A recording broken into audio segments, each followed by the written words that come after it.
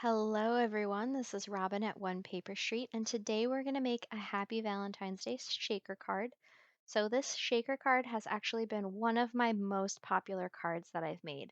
And I didn't initially include a video with this, so I wanted to go back and include a video and get a little bit more detailed about the Cricut design space.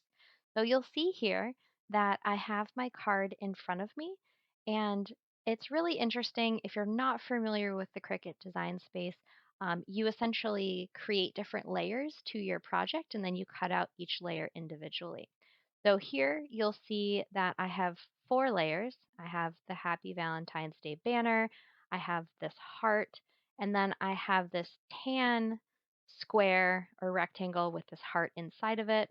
And then I have a white, just a blank white square. This white square, at least for me, you might do things differently. For me, I don't actually cut out this white square. This is always just a template or a way for me to gauge the size of the card. So this white square is always 5.5 by 4.25. And that allows me to see how big my other layers need to be in order for me to know that I'm going to be cutting or drawing something in the right size to put on an A2 card base.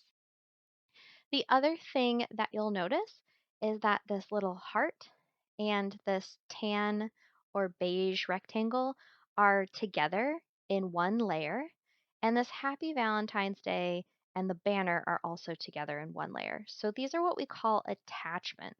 So this Happy Valentine's Day wording is actually attached to this purple banner. And if you're wondering, I'm not actually going to cut it out on purple cardstock. I just need the layers to be differentiated. So the tan layer, the pink layer, the purple layer, that's going to matter later on when I go to cut it.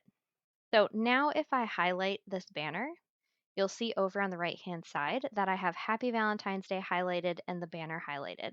And you'll see this little attach section. So I just want to show you what this does.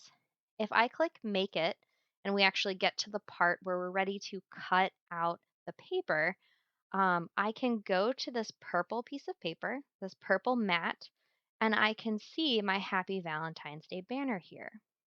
So I can see that when it goes to cut out, it's going to cut out the banner and it's going to write the lettering all in the same place so that everything looks really great and cohesive together.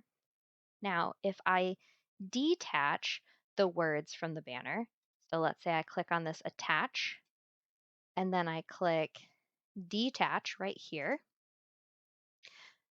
then you'll notice they're no longer attached. And even though they look the same as they did before, now when I click make it, you'll actually see that the Happy Valentine's Day is on a separate mat than the banner. And you'll see that it's even shifted the way it's positioned on the mat. So, whenever you need something to be attached and you need something to be cut together or drawn and cut together, it's really important that you attach it. This is not the same as grouping. Grouping just means that you're putting items together from a visual perspective, but you still want to cut them out separate. We need to cut and draw together, so we need attachments. So I'm going to hit cancel, and then I'm just going to hit undo, and you'll notice that all is right with the world and everything is back where it needs to be. But we're ready to go ahead and cut it out, so I'm going to go to make it again, and it's going to ask me what size mat I want. It's going to ask me what type of mat, if it's a card mat or regular mat. I only have regular mats, so I'm going to leave it on regular mats. And remember, we're not cutting out this white sheet of paper. So when I am ready to actually truly cut, I'm going to skip down to my pink heart, which is going to be the heart that I'm putting on my shaker card. And when I'm here looking at my beige rectangle, the reason I have the heart in the middle like this is because once the heart gets cut, I'm going to remove it, and that's where I'm going to put the shaker materials. All right, so I think we're ready to cut. I'll see you over at my craft table. So I've just cut out all my pieces, and I'm going to start to set everything out on my table. And in addition to the Cricut layers I cut out, I'm also cutting some acetate and some polka dotted cardstock, which we're going to be using later on for our card as well. I've also got some rhinestones um, and some shaker materials that we're going to be using. So first I'm going to start by drawing a dashed line all the way around my card base. And I found that the easiest way for me to do this is to just hold a ruler really tight to the card and take a pen and just draw the line. So I'm using a Micron archival ink pen to do this. The other thing I've done is that I've lined the back of the heart with some double-sided tape, and that's going to help me stick the acetate to the back of the card design. Now, the acetate is going to be what keeps the shaker materials in place so that they don't fall out of the card.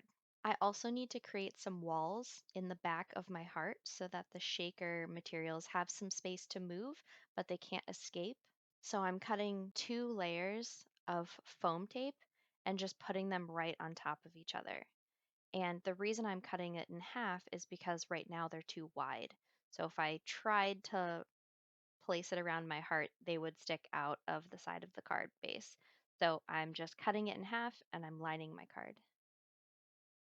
The next step is to get some baby powder and just work it along the edges of that foam tape I just placed down. The baby powder helps reduce any static that could be there, and it also allows the sides of the foam tape to just not be really sticky anymore. So the baby powder catches, that way the shaker materials don't catch on the walls. Next, I'm adding my shaker materials to the card.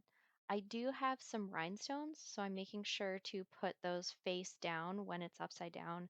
That way I don't accidentally end up with them upside down when the card is right side up. I'm also going to add in any sequin, and then I'm just going to flatten it out a little bit before I put the backing on so that nothing gets stuck or pops out of the card as I'm closing it up. So I've added my shaker design to my card base and I'm ready to add the banner and the heart as the last touches on the card. Now I'm just using a single layer of foam tape for the banner and I'm just putting the heart directly on the card. And once the heart is applied to the card, I'm going to add a rhinestone as the final touch. And that's it for today's tutorial. I hope you enjoyed it, and if you did, please subscribe to my YouTube channel and like this video. You can also check out www.onepaperstreet.com where I keep all of my latest tutorials and I share all of my latest ideas in paper crafting and in art. So have a really great day, and I'll see you soon.